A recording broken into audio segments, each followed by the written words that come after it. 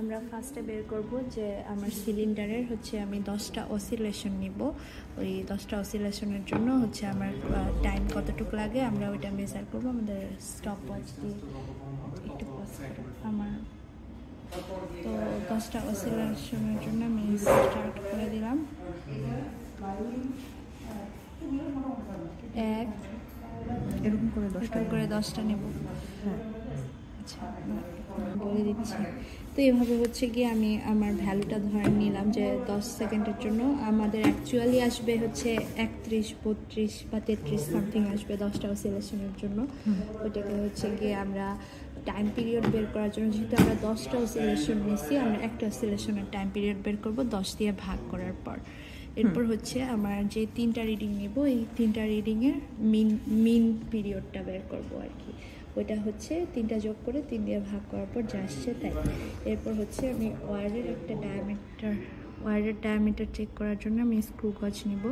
তো স্ক্রু গজ ঠিক আছে কিনা এটা ঠিক রেখে আমি হচ্ছে এখান থেকে ভ্যালু নিব স্ক্রু গজের।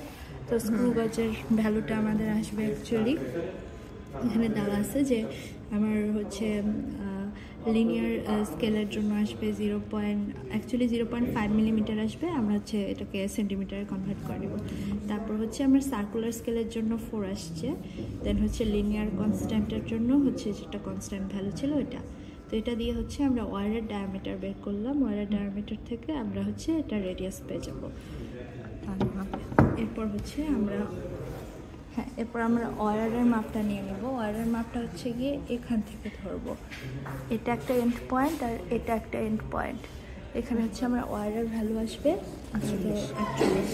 এটা কম বেশি হতে পারে, ডিপেন্ডস। এখন হচ্ছে সিলিন্ডার হচ্ছে আমরা ভার্নিয়ার স্কেল দিয়ে নেব। ভার্নিয়ার স্কেল দিয়ে নেওয়ার পর আমরা সিলিন্ডারের ভ্যালুটা হচ্ছে এখান থেকে হচ্ছে এমএস পাবো। এম হচ্ছে আমাদের দেওয়া ছিল সিলিন্ডারের ভরটা যে 1240 গ্রাম। আর হচ্ছে এসটা হচ্ছে আমরা ভুল বলেছি, এখানে হচ্ছে এটা কেটে দিই। আচ্ছা, এটা হচ্ছে মেইন স্কেল হচ্ছে আমি নিব এখান থেকে আমার ভার্নিয়ার স্কেল থেকে মেইন স্কেল নিব। তো মেইন স্কেল আমার আসছিল হচ্ছে 5.3।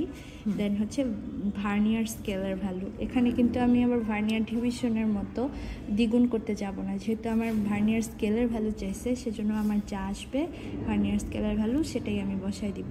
এরপর আমি ভার্নিয়ার কনস্ট্যান্ট দিয়ে এটা গুণ করে দেব। গুণ করার পর আমার হচ্ছে সিলিন্ডারের ডায়ামিটারটা আসবে। ওকে, ডায়ামিটার আসার পর ডায়ামিটার থেকে আমরা 2 দিয়ে ভাগ করে আমরা রেডিয়াসটা বের করে নিব। আর ওয়্যারের লেন্থ তো আমি ওই সময় চেক করবেন কীভাবে এটা দেখাই দিচ্ছি।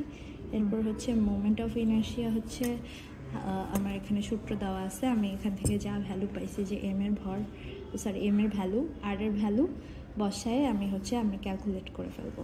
রিজিডিটির হচ্ছে সেমভাবেই এখান থেকে যা ভ্যালু পাইছি ওখান থেকে আমি রিজিডিটিটা ক্যালকুলেট করে ফেলবো।